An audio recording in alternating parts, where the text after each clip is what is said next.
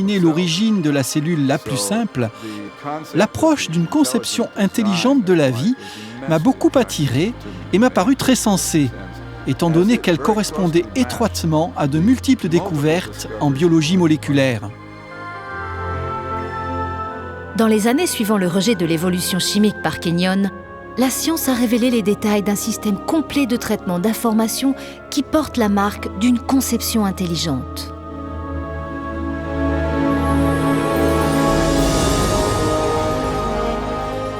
Des images de synthèse nous permettent d'entrer dans une cellule et d'observer son remarquable fonctionnement.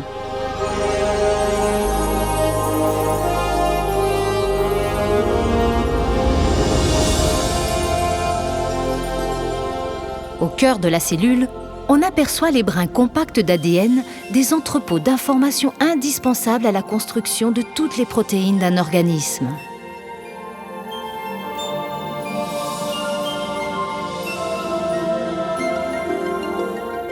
Dans un processus appelé transcription, une machine moléculaire déroule une section de l'hélice pour exposer les instructions génétiques nécessaires à l'assemblage d'une protéine spécifique.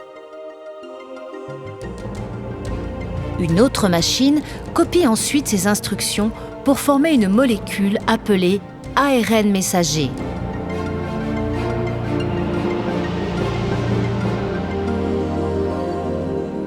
La transcription achevée, le brin d'ARN transporte l'information génétique à travers l'ensemble pore nucléaire, qui est une espèce de portier qui contrôle les échanges entre le noyau et le reste de la cellule.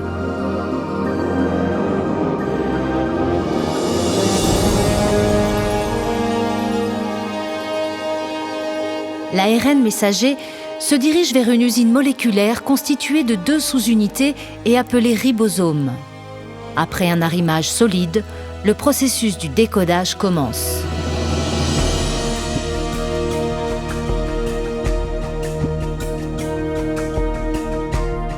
Dans le ribosome, une chaîne de montage moléculaire construit une série d'acides aminés spécifiquement séquencés. Ces acides aminés sont acheminés de diverses parties de la cellule, puis assemblés en chaînes qui comptent souvent des centaines d'unités. Leur disposition séquentielle détermine le type de protéines fabriquées.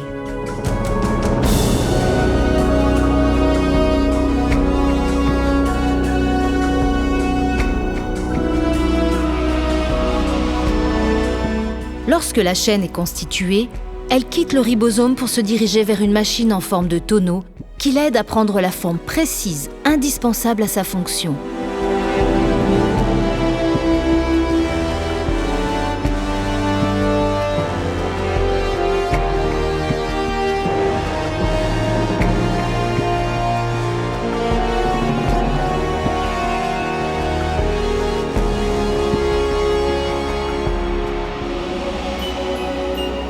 Une fois la protéine fabriquée, elle est libérée et escortée par une autre machine moléculaire vers l'emplacement exact qui l'attend.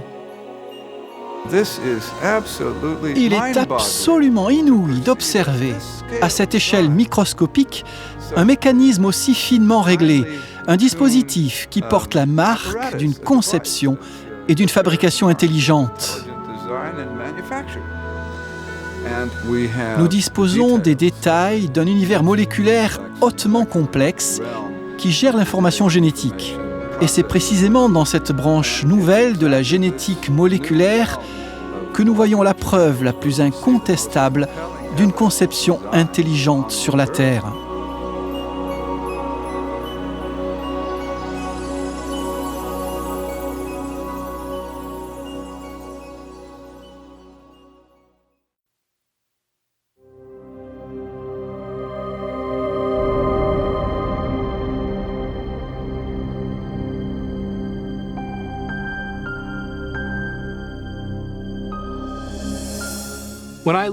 Quand j'observe les machines moléculaires ou le processus incroyablement complexe de la division cellulaire, j'ai envie de poser la question, est-il possible que cela provienne d'une intelligence ?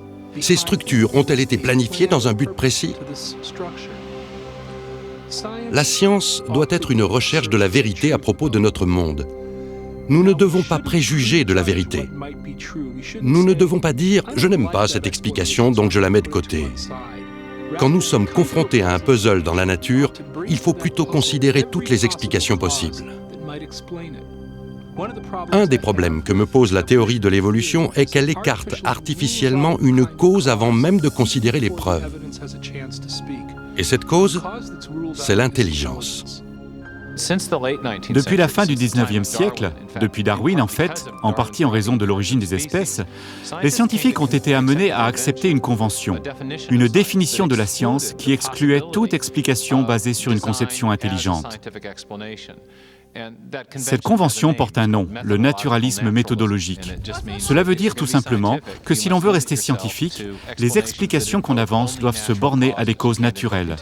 On ne peut invoquer l'intelligence pour désigner une cause. Pourtant, et curieusement, nous évoquons régulièrement l'intelligence. Constater les effets de l'intelligence fait partie de nos raisonnements habituels. Prenez par exemple les hiéroglyphes gravés sur les ruines des monuments égyptiens. Personne n'attribuerait les formes et la disposition de ces symboles à des causes naturelles telles que les tempêtes de sable ou l'érosion.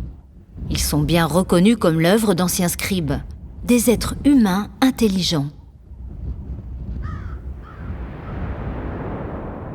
Le même raisonnement nous fait conclure que les mystérieuses statues de l'île de Pâques ne sont pas le fruit de l'action du vent et de l'eau au fil du temps. On ne suppose pas non plus que des plantes puissent prendre ces formes familières sans l'apport d'une intelligence. Nous aboutissons régulièrement à ces conclusions, et nous savons qu'elles sont justes. Mais la question est de savoir sur quelle base nous faisons ces déductions. Quelles caractéristiques nous permettent de reconnaître l'intelligence ? Dans un livre récent intitulé The Design in France, le mathématicien William Dembski a réalisé une avancée importante pour comprendre l'activité de l'intelligence. Dembski a identifié les caractéristiques spécifiques des phénomènes qui nous poussent à reconnaître une activité intelligente préalable. J'ai abordé ce sujet en essayant de comprendre comment nous raisonnons. Quelles sont les démarches logiques qui nous amènent à conclure à une conception intelligente? Et ce que j'essaie de faire, c'est de présenter des critères fiables, empiriques et rigoureusement scientifiques pour déterminer si quelque chose a été conçu. J'ai examiné les démarches logiques et j'ai établi qu'il faut de l'improbabilité, des caractéristiques, un motif identifiable. Selon Dembski, les hommes reconnaissent avec justesse une activité intelligente quand ils observent un objet ou un événement très improbable qui correspond aussi à un motif reconnaissable. C'est ce que l'on retrouve dans les collines noires du Dakota du Sud.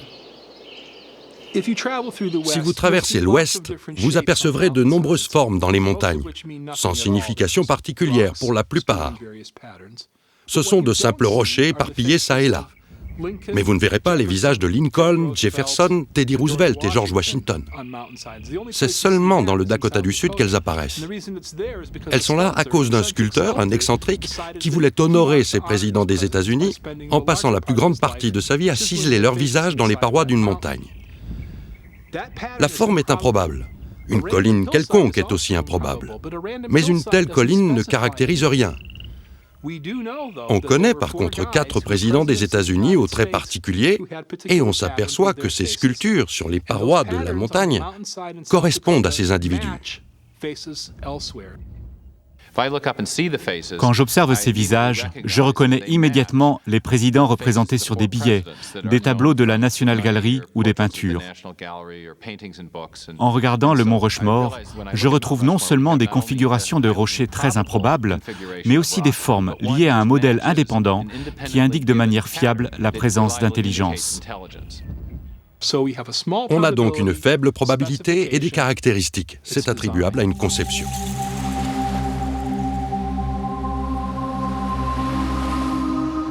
Sur une plage, une autre forme improbable gravée dans le sol illustre comment nous reconnaissons la conception intelligente. Personne ne penserait que ce message a été écrit par les marées. Les caractéristiques de cette forme nous conduisent à voir les mots comme le produit d'une intelligence. Cette disposition improbable coïncide aussi avec un modèle donné et indépendant, à savoir celui des lettres de l'alphabet et des mots reconnus de notre vocabulaire. C'est donc l'improbabilité de la configuration à laquelle s'ajoute la concordance avec un modèle indépendant qui éveille la notion de conception. Ces illustrations suggèrent que les critères de William Dembski pour détecter une conception intelligente, une faible probabilité et des caractéristiques, correspondent essentiellement à de l'information. Une information présente non seulement dans des photos, des écrits et des séquences numériques, mais aussi dans des logiciels et des signaux radio. La capacité de détecter l'information dans des transmissions électromagnétiques a permis à l'homme de faire des recherches uniques pour trouver de l'intelligence. Depuis plus de 30 ans, les astronomes qui participent au programme SETI, à la recherche d'une intelligence extraterrestre, sont à l'écoute de signaux radio en provenance de l'espace dans le but de découvrir des signaux enrichis d'informations. D'ordinaire, les radiotélescopes captent des bruits quelconques ou de simples signaux répétitifs produits naturellement par des étoiles, des galaxies ou d'autres corps célestes. Mais les astronomes affirment que si jamais ils identifiaient un signal porteur d'informations, cela confirmerait l'existence d'une vie intelligente au-delà de la Terre.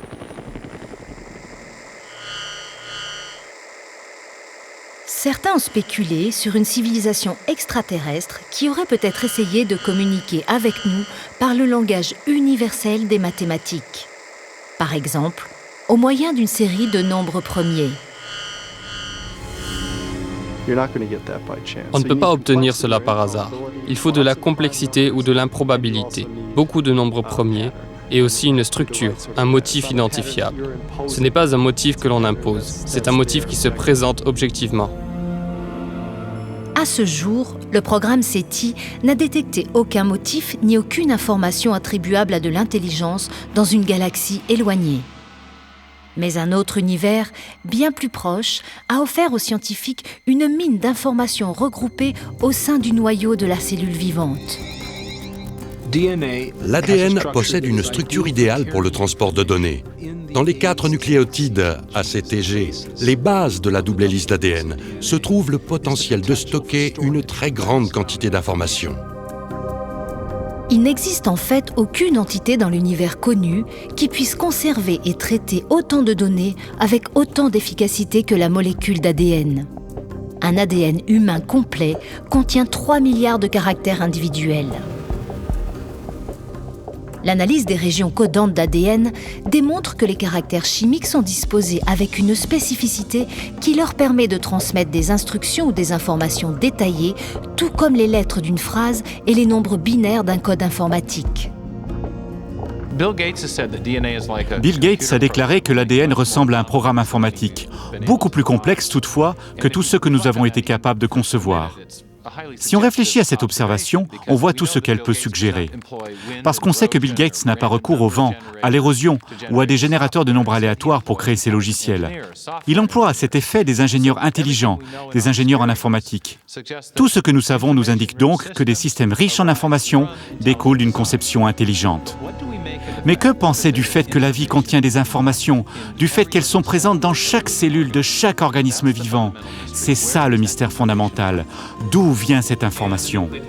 Au cours des 15 dernières années, le philosophe et scientifique Stephen Meyer s'est appliqué à répondre à cette question.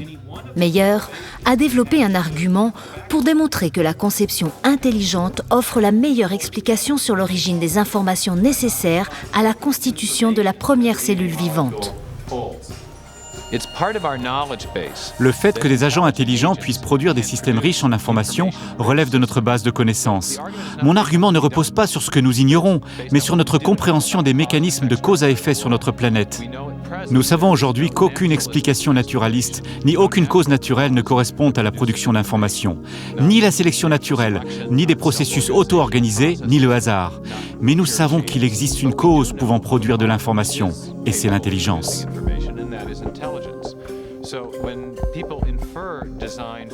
Par conséquent, quand des personnes associent la conception intelligente à la présence d'informations dans l'ADN, elles se réfèrent à ce que l'on appelle dans les sciences historiques la meilleure explication possible. En observant donc une structure riche en informations dans la cellule, plus précisément dans l'ADN, nous pouvons déduire qu'une intelligence a joué un rôle dans l'origine de ce système, même si nous n'étions pas présents quand il est venu à l'existence. Les travaux de Meyer sur l'origine de l'information génétique sont venus enrichir un plaidoyer scientifique pour la conception intelligente, née d'une réunion de savants et de philosophes sur la côte centrale de la Californie en 1993. Leur objectif était de réévaluer une idée qui a dominé la biologie pendant plus d'1 siècle.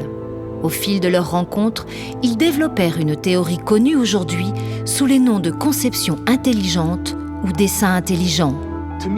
À mes yeux, la conception intelligente est très prometteuse parce qu'elle nous apporte un nouvel outil et une explication qui a sa place dans la panoplie de la science. Les causes intelligentes sont réelles, elles laissent des preuves de leur existence. Et une science se porte bien quand elle recherche la vérité et permet aux preuves de parler d'elles-mêmes. L'argument de la conception intelligente est basé sur une observation des faits. C'est ainsi que je définis une science efficace. C'est en observant les faits. Et quand on les étudie comme Michael Behe, on découvre ce modèle incroyable de complexité indépendante.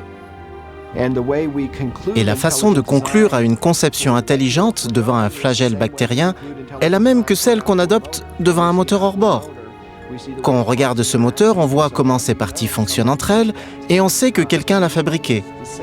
Le raisonnement est le même devant des machines moléculaires.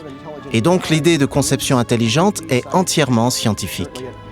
Elle peut certes comporter des implications religieuses, mais elle ne repose pas sur de telles hypothèses.